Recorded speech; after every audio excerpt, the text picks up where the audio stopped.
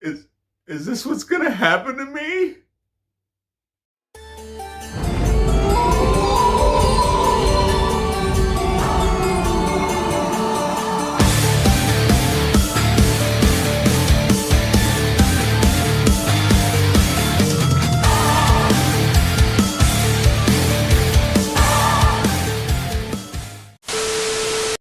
Hey everybody, it's Drewski McGillicuddy, and oh my god, it's an honest to God movie review.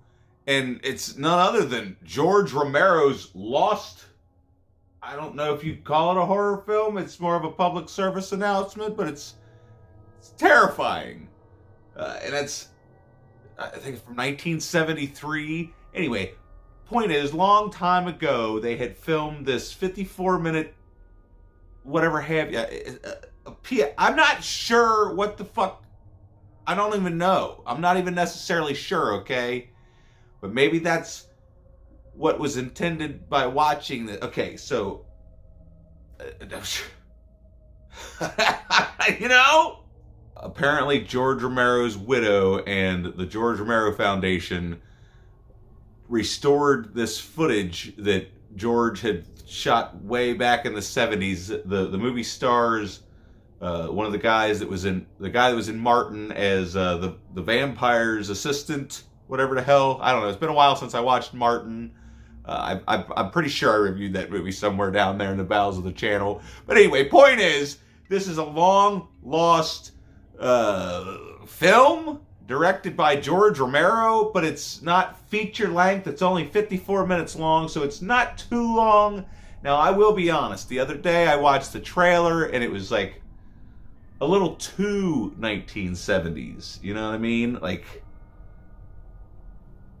I can't really explain it, but the trailer didn't really lead on to what the hell the movie was. I still didn't understand it. And then when it was first announced, way back when, I think 6 months ago or so, somebody said that it was going to be a zombie movie set in an amusement park. And I thought, oh, hey, that sounds fun, but that's not at all what this is. This is basically an old man's fever dream. And now there is I don't know if you can call it a narration or just an introduction at the beginning of the movie. I believe it's this gentleman that plays the main character explaining what you're about to watch, but he does it in such a way that I didn't believe what it, I don't know, was it supposed to be like that? Yeah. Like, I didn't know what the hell he was talking about, basically. I think it was a little over my head. I don't know. Maybe it's because he was speaking in such a way and I'm ignorant. I don't know. I'm just assuming.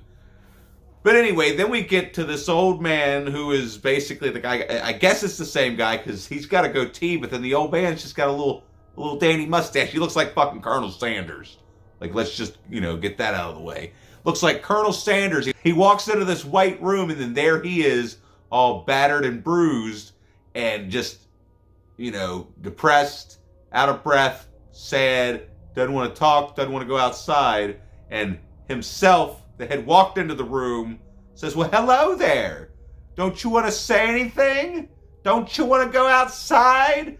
Don't you want some cotton candy? No, he doesn't say that, but, he's trying to figure out what his problem is, why he's so down in the dumps, why he's sitting there all sad, and he tells him there's nothing outside. There's nothing. And then he goes outside, and then, not that it wasn't feverish, dreamish enough for yourself to walk in on yourself all beaten and bruised, and then you don't even want to talk to yourself because you're done with everything. But then he goes outside and we find out how he becomes to be done with everything. I don't even know how to fucking talk. But you get what I'm saying. There's not really any spoil in this movie. It's not even necessarily a movie. I'm not even sure what the fuck this is. It's 54 minutes of me wondering what the fuck is going on.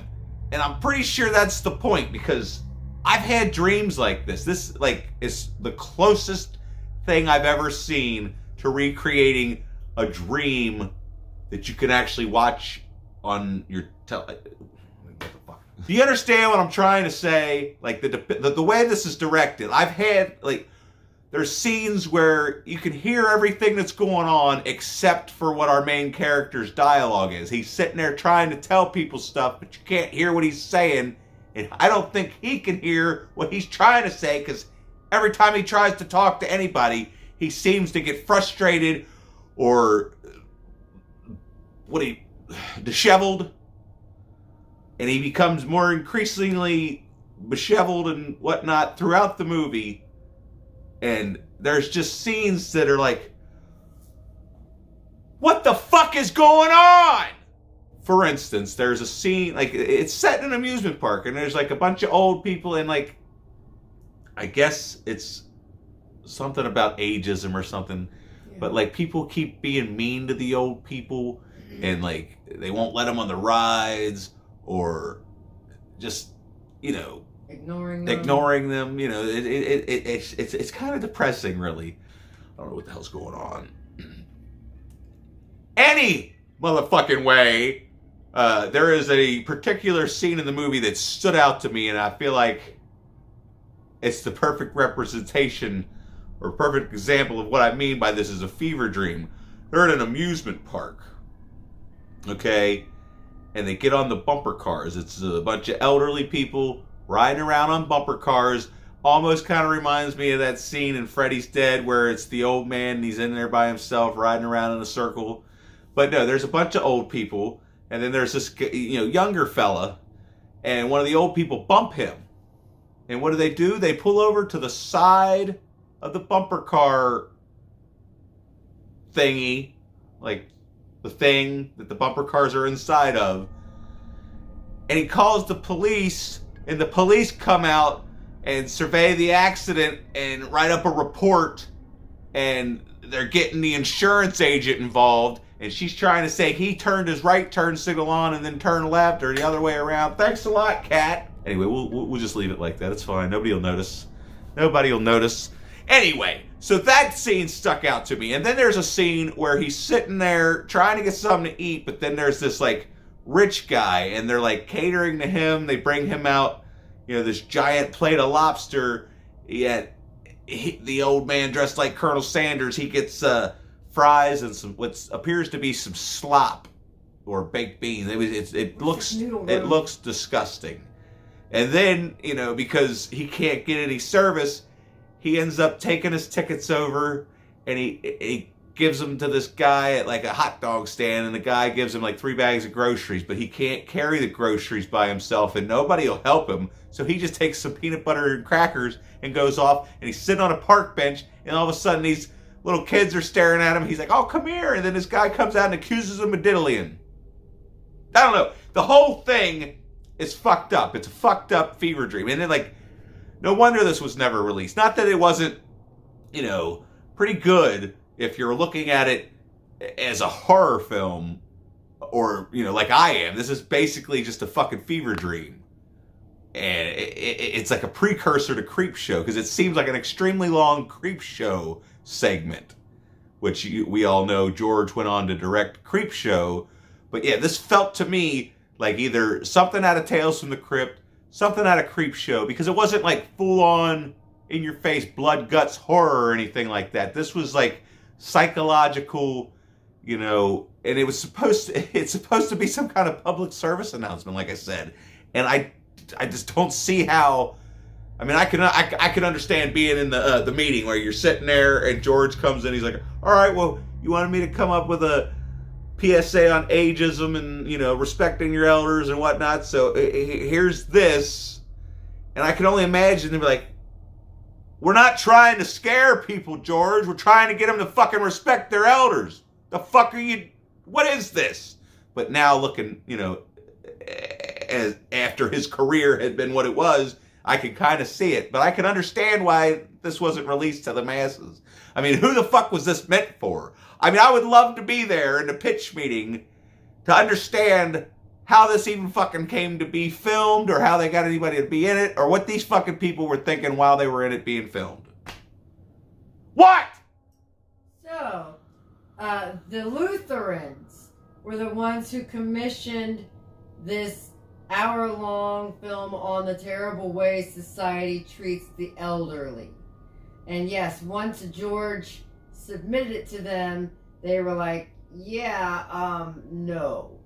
I can understand that. But I am glad that, you know, George's widow and the George Romero Foundation were able to acquire this footage, restore... Will you two stop?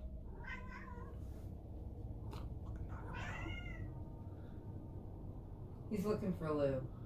Anyway, I don't know what to rate this. I don't know if this has so much rewatchability, but it is definitely something that if you are a George Romero fan, you absolutely need to see. I've never seen anything like it. It's like the most accurate depiction of what like a fucked up nightmare. Like, have you ever been in a dream and you woke up, but you were still in the dream, but you knew that you woke up only to still be in the dream? That's what this fucking movie is. It's like you can't wake up from it. You just got to sit there and hold on, and I don't know if you can necessarily enjoy the ride, but I mean, it's fucking scary, and I like some of the reviews say that this is his scariest movie, and I can't disagree with them. I can't disagree, because this is going to happen to all of us. Old age comes for all of us. There's nothing you can do unless you, like, you know, die young. God forbid.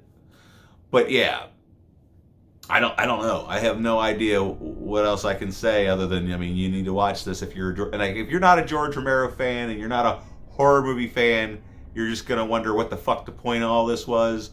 Which, you know, the secretary just nicely explained that this was, you know, something that was brought to George, like, hey, we want you to do this. But then when he did it, they were like, okay, you're fucked up, dude. So anyway, that's my interpretation and my review of George Romero's The Amusement Park. And it's free on Shudder, so why don't you go get Shudder, give it a check, come watch some fucking thing. Just go watch it on Shudder, and then you come back and let me know what you thought. Anyway, there's also all these buttons. If you've liked this and you want to, you can click them, comment, all that good stuff. And then if you want to help support this channel, there's the Patreon link. It'll encourage me to get more persistent, because I do have a new Found in the Wild video coming, believe it or not. But, you know, I'm gonna get back into this whole reviewing movies thing. If only you watch, please. What the fuck are you still doing here? Get the fuck out.